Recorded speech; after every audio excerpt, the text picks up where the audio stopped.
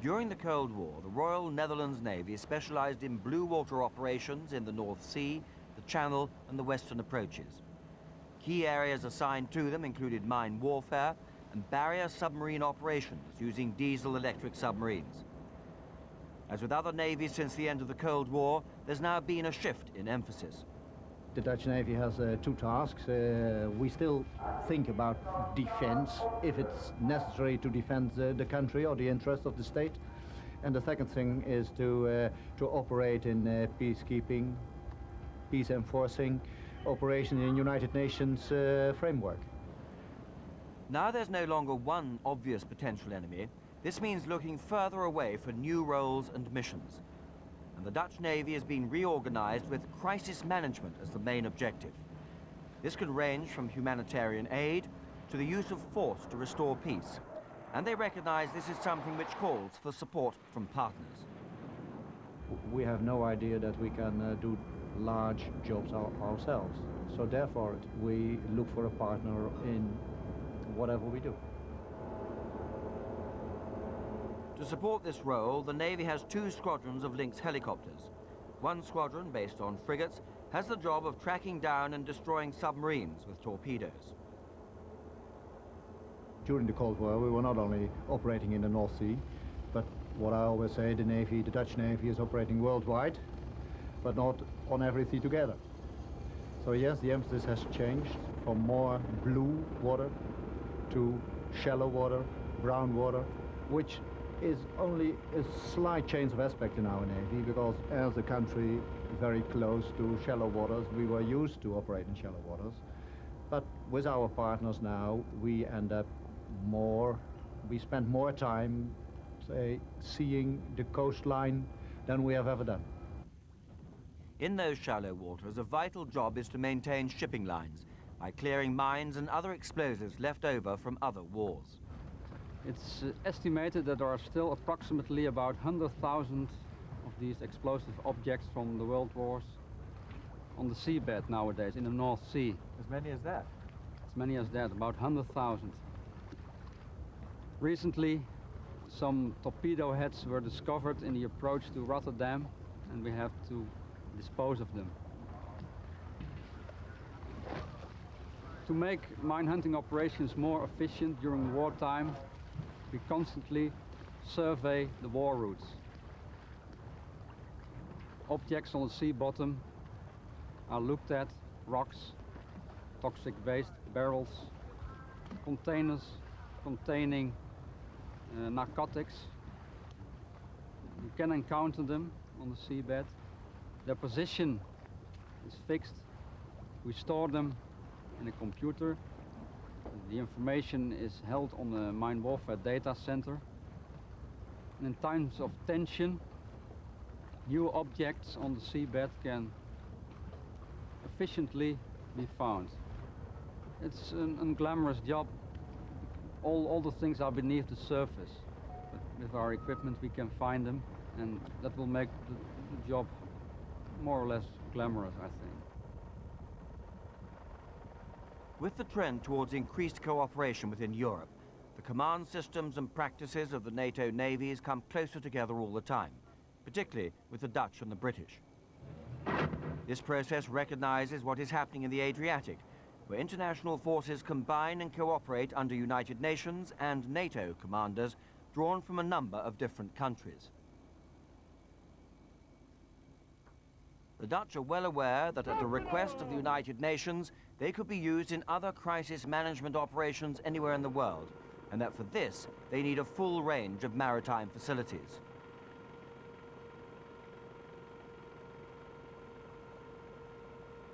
The structure of the Navy remains the same. So we still have submarines, we still have maritime patrol aircraft, helicopters, frigates, replenishment ships. We do think that we need them all in a variety of missions, but we will add to that another type of ship, which is an amphibious transport ship.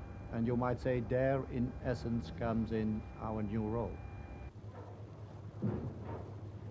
And for this role, they have their Marine Corps, with a history that goes back to 1665.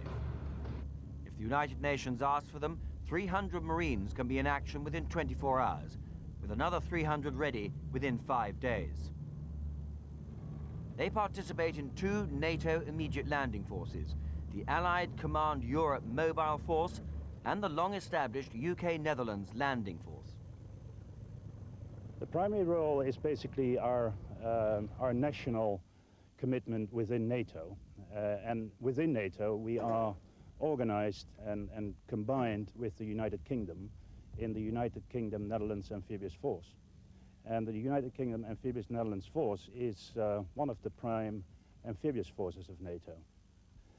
We, of course, have our United Nations commitment, and that is becoming more to the forefront of our attention. Apart from that, we have our role in the Netherlands Antilles, where we still have 6 islands, 6 Dutch islands, and there we have 400 Marines permanently stationed. Basically, they are there for the external defense. And lastly, we have our national roles, of course, where we do an important role when it comes to counter-terrorism.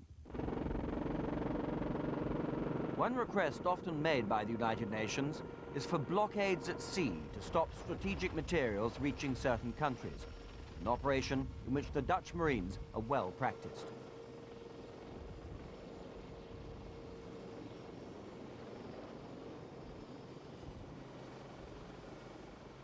I think you see several Marine Corps that could possibly join us in the further future.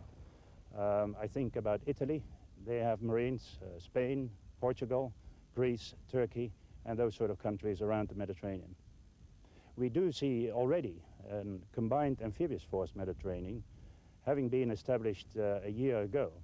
And that, of course, is a vehicle, a possibility of all those countries with Marine Corps working together in a NATO environment. On a NATO exercise north of Scotland, ships from some of these many countries take part. While some military and naval experts might shudder at the prospect of this national and international command and control being exercised in an arena where an enemy might have some real firepower, the Dutch Navy is generally regarded as being first-rate, and they certainly integrate well with the British Navy. NATO's Scandinavian members are represented here by the fast patrol boats of the Danish Navy. But might there also be a role for Sweden, still outside NATO? If you look at the Partnership for Peace program, which is started, which Sweden has joined, then yes, there is a role. Everybody who wants to join, there is the role for. But then you must look at roles to start with search and rescue roles, peacekeeping roles, learn to operate together in that type of operations. And while the Dutch believe crisis management might turn out to be more complicated than traditional warfare, the skills they have will stand them in good stead. Warfare always has been a profession which deals with the unexpected. Although you knew, or you thought you knew the enemy, you never knew how the enemy would operate. So the Navy has been always, say, in a state of mind to maneuver, to operate flexible. And ships are designed to do a lot of things. The 8 new multi-purpose Carl Doorman frigates form the core of the Dutch Navy. These have state-of-the-art technology which relies heavily on computers, and which also allows very low manning levels to be achieved, particularly in the technical areas like the machine control room, the MCR. Ja, hij is toegestaan over een half uur weer 2 diesels beschikbaar in verband met aanlopen van de... I think it's a little bit more modern as some of the other navies. Now that we can control all the systems from here, it's all done by from video screens, and all the computer systems are integrated in one big system. There are 3 people on duty in this MCR, and in the machine rooms and in the diesel generator rooms there are no people on duty. So at night time there will be certainly nobody. At daytime somebody will do some maintenance down there, but he's not on duty. He doesn't have to watch systems or something like that. That means that we have less people as on the old ships, and we have cut down the crew with at least 30%. From its main naval base at Den Helder, the Dutch Navy turns its mind to crisis management and to backing NATO's strategy by maintaining a state of operational readiness. And in rationalizing the requirements for the future, it's also been decided to replace both their older Trump-class frigates by the end of the century, in collaboration with other European navies needing similar ships. Meantime, in dry dock, HMNLS Tromp, the first of the two 25-year-old Tromp-class frigates, is in for a refit, giving us a chance to examine some features normally under the waterline. Propellers drive a ship, and traditionally, the faster the propellers span round, the faster the ship went ahead. And if the ship wanted to go astern, the propellers had to be stopped and reversed, and then the ship would go astern. Rather a time-wasting process. The modern method is to use variable pitch propellers. You can see where that variable pitch comes in. Now, how this works is that you alter the angle of attack of the propeller, and the more that you push it forward that way, the faster the ship will go. Decrease that angle to that, and the ship will slow down. If you reverse that angle and bring it right back like that, what that means is the water, instead of being pushed that way and the ship forward, the water has been pushed from up there that way, and the ship goes astern. But the critical thing, of course, is that the shaft remains rotating at a constant speed, so much more efficient. A lot of research and work is now going into updating these older ships. The ship's hull have changed quite rapidly in recent years, and one of the obvious things to see is the place of the sonar. This ship has a retractable sonar dome a little bit in front of the bridge in the well of the basin, and newer ships like the M-class frigate have the sonar dome in a big bulb in front of the ship, in the stem of the ship over here. The performance of the sonar is better when it is in the front and when it's covered by the hull. It does give less water noise, and of course when the sonar dome is in front of the ship, you have a better, let's say, view for the sonar. So the performance of the sonar is better when it's actually in the front of the ship.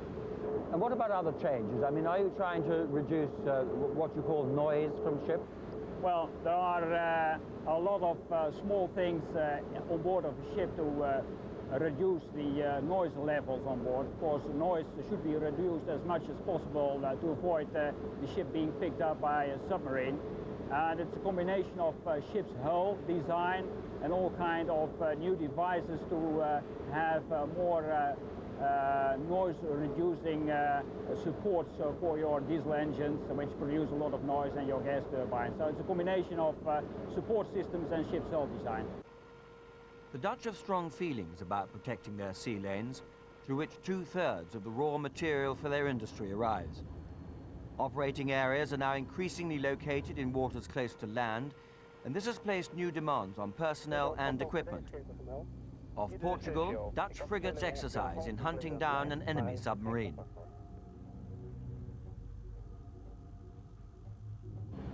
Ryan heeft contact. Ik stond voor 2 links en ik hoop dat de assistentie te wijzen aan op Ryan. Ja, dat is goed, Sergio. Alleen de controle over de links komt houden we zelf. Lynx helicopter, armed with a homing torpedo, sets off to search for the submarine.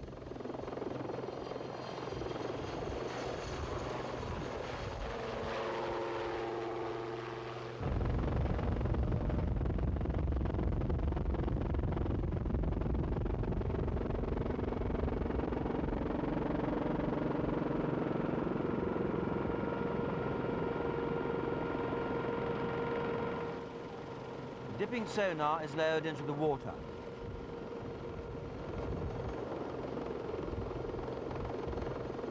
Its sonar actively searching for a return signal from the submerged enemy.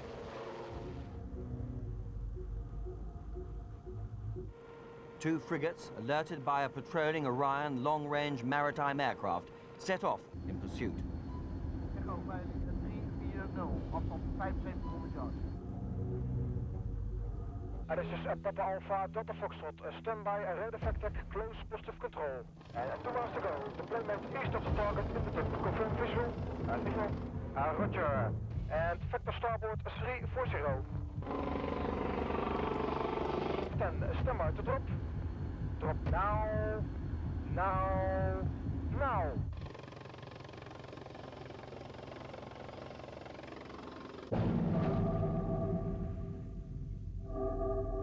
torpedo, torpedo, torpedo, peiling 161, torpedo 162, 162, nagenoeg constant, torpedo 163, wordt sterker, torpedo 163, torpedo 164, torpedo 163. The Royal Netherlands Navy operates Walrus attack submarines. This, in fact, is the Walrus, the first of its class, lying alongside the Dolphin, another Walrus-class submarine. They are ocean-going, long-range, conventional diesel-electric submarines. And they're designed for surveillance, for anti-submarine warfare, for mine-laying, and for special forces. And they are, in fact, the most advanced conventional submarines in the Western arsenal. The Walrus prepares for sea. It's a submarine with a very distinctive feature, the X-rudder with 4 independently controlled planes. The Dutch have also decided to stick with diesel-electric, unlike the British Navy submarine fleet, which has gone all nuclear. Well, the decision was made long ago, maybe even before I was born, but probably the cost was one of the major factors, as well as the worries for the environment in the long term. But for example, for one nuclear submarine, we can build maybe 3, 4, 5 diesel-electric submarines. And at the time that they made a decision, the Dutch government, we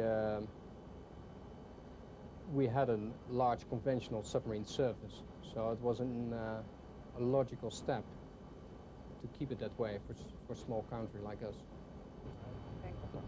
And we have long endurance. We have a broad variety of sensors which we can use. We are at all times capable of having advanced communications. That means as well with sea commanders, commanders at sea, and commanders ashore, which is nowadays becoming more and more important. And do you find now that different navies need the others in order to operate properly? Yeah, we always have needed each other, and in that part we are a complement of each other. We help each other. But on the other hand, we are more dependent of the Royal Submarine Service, although we can operate entirely on our own. But we use quite a large amount of their assets, like training, exercise areas. We operate fairly extensive in the UK waters. We use their training staff, training facilities. So that's and they have a lot of knowledge because the Royal Navy has had quite a lot of submarines. Both operating and controlling can take place in the control room, which means the engine room can be unmanned. It's another way to cut down on crew numbers, an important factor where space is so limited. Living and working in such cramped conditions requires a special breed of sailors, particularly the captain. Well, you have to know what you can do and what you cannot do, and you have to exploit your limits once you're in the submarine service, and you have to see everything once. So once you are captain and something is happening, you know, oh, I've seen that before. Although you were a youngest officer, it's nothing strange for you anymore. But most important is to exploit your limits before you become a captain. Dutch Orion takes off on a maritime patrol in support of a task force tracking enemy ships and submarines. Onze opdracht is het opsporen van onderzeeboten van... You're positively identified as friendly. You're cleared to close the force and clear to descend. Your mission is to locate enemy submarines.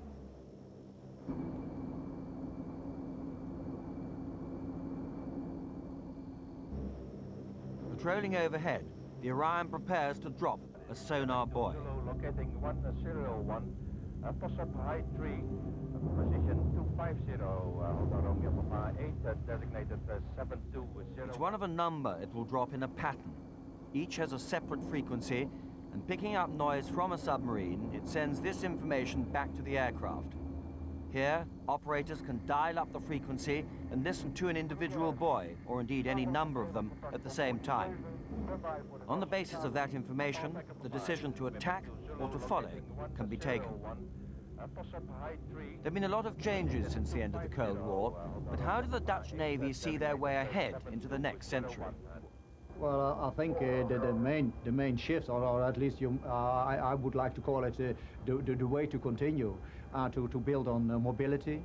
You must have a high grade of mobility in your Navy, flexibility, not have a weapon system or a ship system which can only do one job when it can do 2 or 3 jobs much better, and to build on personnel which must be high skilled and high motivated to operate the Navy and the systems. And in this way, the Dutch Navy continues to support the high priority its government gives to the protection of international stability, the rule of law, and Allied security.